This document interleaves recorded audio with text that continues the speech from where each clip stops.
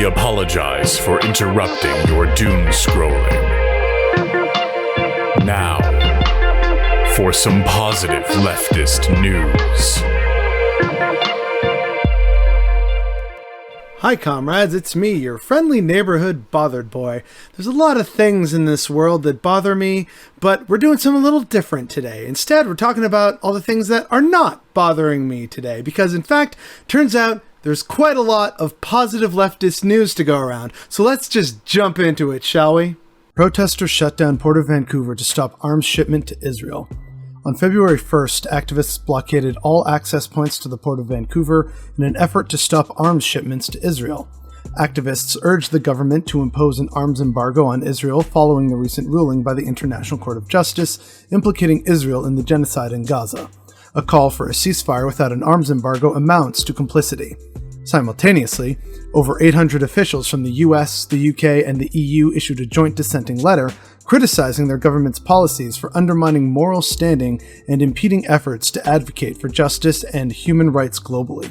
The world is resolute in support for Palestine, and activists are keeping up the pressure on the handful of soulless Western leaders keeping this genocide going. Palestine's solidarity actions have continued globally this month. Ghanaians, in a unified display of solidarity, took to the streets across the country to demand an immediate ceasefire in Gaza. Organized by the Socialist Movement of Ghana, the SMG, and the Palestine Solidarity Campaign, the protests gained momentum in Kumasi, the Ashanti region, as well as in Accra and Tamale. Children carried small dolls painted white with red marks, representing the tragic loss of innocent lives in the conflict, and speakers passionately addressed the masses condemning the genocide. Blaise Tulo, convener of the Accra Collective of the Socialist Movement of Ghana, said, "It is our responsibility, not just as Ghanaians, but as global citizens, to come together and demand an end to this violence. Only through unity and collective action can we bring about the justice and peace that the Palestinian people deserve." In major news, transportation company Kuehne & Nagel has officially severed all ties with Israel's leading weapons manufacturer, Elbit Systems, and has confirmed that it will not engage in future collaborations. The decision follows targeted efforts by activists associated with Palestine Action, who aim to pressure all companies associated with Elbit Systems to sever ties. Elbit Systems is a major supplier of Israel's drones and land-based military equipment, responsible for 85% of such supplies. Palestine Action previously engaged in direct actions at Kuehne & Nagel's Leicester, London, and Milton Keynes offices, including breaking into the Leicester offices in May, causing damage and spray painting the interior with red paint. A whistleblower within Kuehne & Nagel initially disclosed the long-standing contract with Elbit Systems to Palestine Action. As one of only 6 companies licensed for secure firearm and weapon collection, delivery, and disposal in Britain, Kuehne & Nagel's decision to sever ties with Elbit will significantly impede the weapons manufacturer's ability to export to Israel. In response to inquiries, a Kuehne & Nagel spokesperson confirmed that the company had no business relationship with Elbit Systems since the third quarter of 2023. This move follows similar decisions by IO Associates, Fisher German, Elbit's Shenstone factory property managers, and the website hosts for Elbit's Leicester factory, all of whom have cut ties with the Israeli weapons maker. On January 31st, Chicago, supported by significant grassroots backing from unions and students, officially called for an unconditional ceasefire in Israel's conflict with Gaza, making it the largest U.S. city to do so. Despite a tied vote in the city council, 23-4 and 23 against, Mayor Brandon Johnson cast the tie-breaking vote, leading to the resolution's passage and enthusiastic cheers from gathered constituents at City Hall. The resolution gained traction amid citywide demonstrations, with hundreds of students occupying Chicago's City Hall and demanding the ceasefire resolution. Major labor unions, including the Chicago Teachers Union and the United Electrical Workers, endorsed the resolution, and student-led protests staged walkouts in support. Chicago joins other U.S. cities such as San Francisco, Oakland, Minneapolis, Detroit, Atlanta, Seattle, Albany, Bridgeport, Akron, Cambridge, Somerville, and Providence in passing ceasefire resolutions, contributing to a mass growing movement in the U.S. against Israel's genocide of Palestinians. A Dutch appeals court has mandated the cessation of F-35 fighter jet exports to Israel, citing a clear risk of violating international law. Human rights organizations, including Oxfam Novib, Pax Nederland, and The Right Forum, filed a civil suit, stating that the Netherlands' continued transfer of aircraft parts makes them complicit in Israeli war crimes. The ruling required the halt of exports within 7 days. This decision follows a similar case in the UK and reflects a broader trend of international scrutiny on weapon sales to Israel. Any and all direct and legal action to disarm apartheid Israel is supremely significant work. Democratic and anti-junta forces are making headway in Myanmar. In the ongoing resistance offensive dubbed Operation 1027, the Three Brotherhood Alliance, along with smaller People's Defense Forces, have successfully gained control of significant portions of northern Shan State near Myanmar's border with China. The resistance emerged against the backdrop of severe and extensive violence, civil turmoil, and economic decline in Myanmar as a result of the governance of the military junta and its State Administration Council.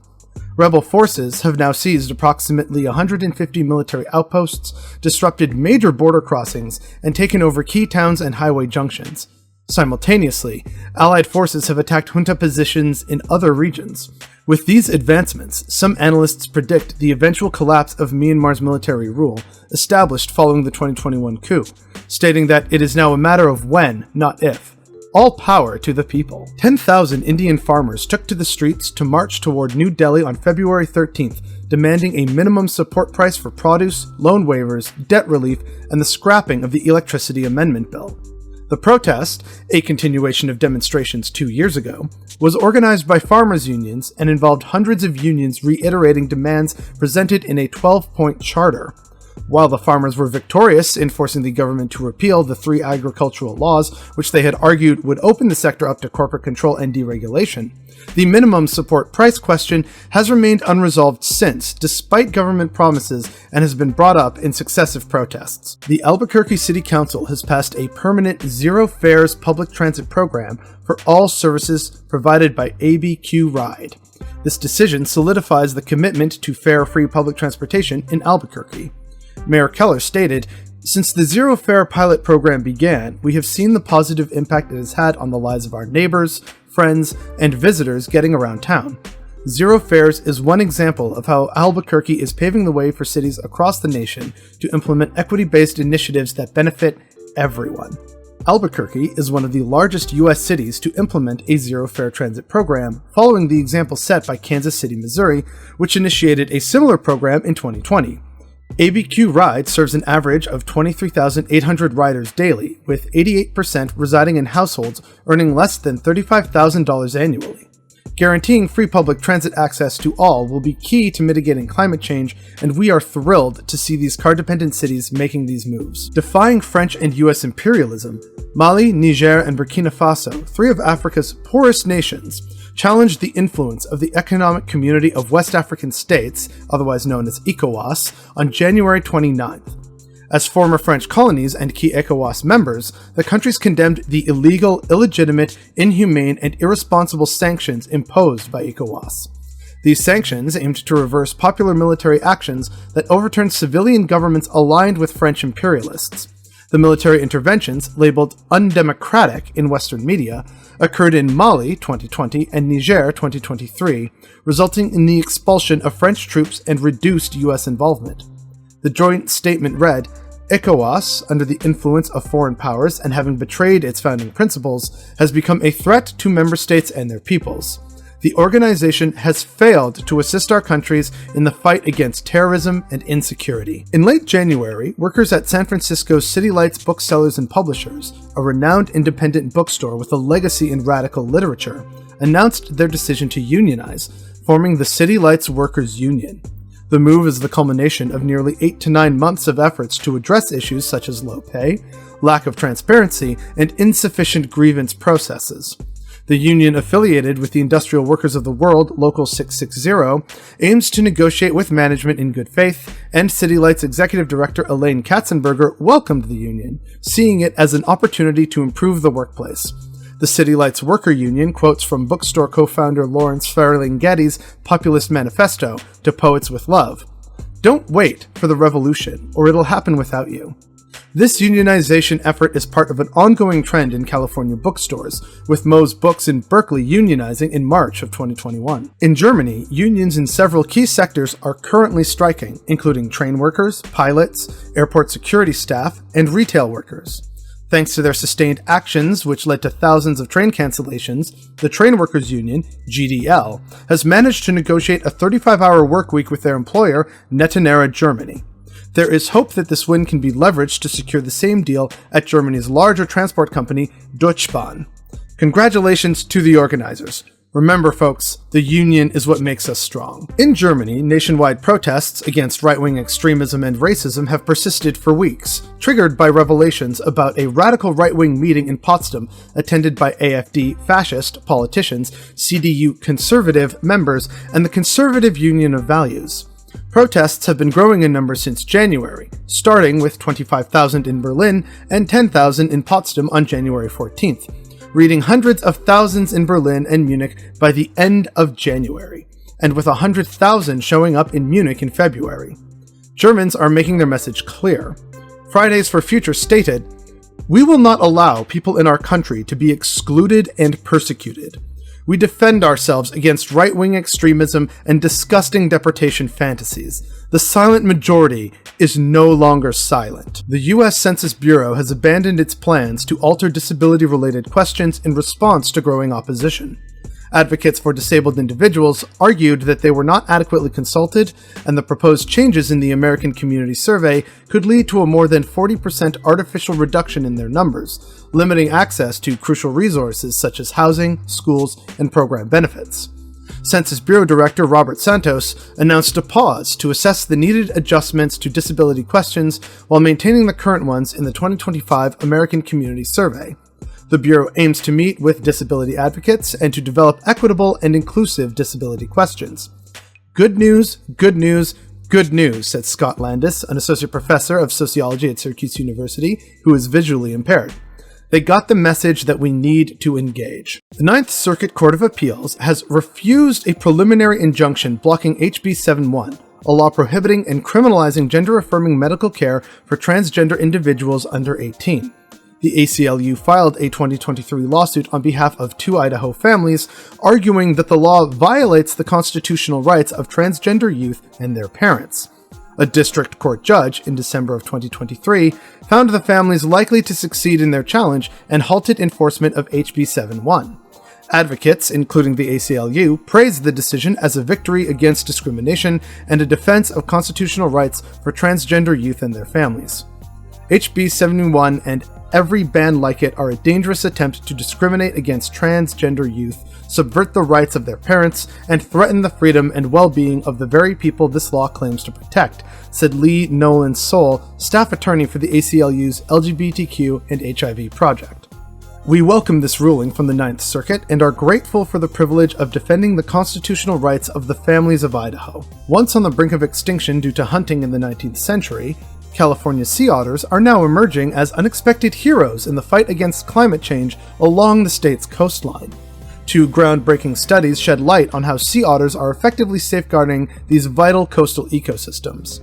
A study published in PLOS Climate reveals that between 1910 and 2016, kelp forest canopy cover in northern and southern California dropped by over half due to rising temperatures.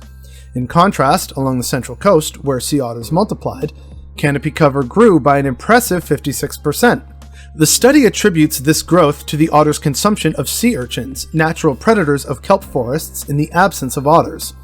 In a separate study published in Nature, researchers focused on the positive impact of otters on elkhorn sloth in Monterey Bay since their return in the 1980s. The research indicates an astounding 90% reduction in erosion, effectively protecting the marsh against rising seas. The credit for this environmental boon goes to the otter's dining habits, particularly their preference for marsh crabs. By consuming these crabs, which pose a threat to plant roots holding marshland in place, otters enable the growth of more robust and densely matted roots capable of withstanding intense floods. Co-author Brian Silliman, a marine biologist at Duke University, emphasized the cost-effective nature of otters' contribution, stating, "It would cost millions of dollars for humans to rebuild these creek banks and restore these marshes. The sea otters are stabilizing them for free in exchange for an all-you-can-eat crab feast. These findings underscore the crucial ecological role played by animal allies in preserving and enhancing our ecosystems." Not-for-profit coalition of Immokalee workers, representing farm workers, has won heat protections for workers. Each worker in a small farming community in southwest Florida, employed by Sunripe certified brands, hauls an average of 3 tons of tomatoes during an 8-hour shift throughout the winter. This pace continues in Tennessee during the summer, when temperatures can reach the 90s. These workers pushed for a 10-minute break every 2 hours during the hottest periods. Additionally, they have the right to cool down in the shade when experiencing heat illness symptoms. Sunripe certified brands ensures clean water, shaded rest areas, and nearby bathrooms for all its workers. These requirements were created in a remarkable collaboration among the CIW, the Fair Food Standards Council, and FFP participating growers who worked together to create new, effective standards in response to the dangers presented by climate change. These are the strongest set of workplace heat protections in the United States. They were not put in place by local, state, or federal regulators, but by the workers who spent years organizing to push companies to adopt them. Comrades, if you have good news from the current month, please send your stories to mexi@protonmail.com. Thank you to Javi for the positive news jams. Thank you to Cosmo for the positive new background. Thank you to Catherine, Marshall, and Mexi for script writing and production. And thank you to Tristan for editing this video. And of course to me, Bothered Boy, for hosting this one and filling in on very short notice. If you'd like to support the show, please go to patreon.com/positiveleftistnews, or you can give us a one-time tip via PayPal. The link is in the description box below.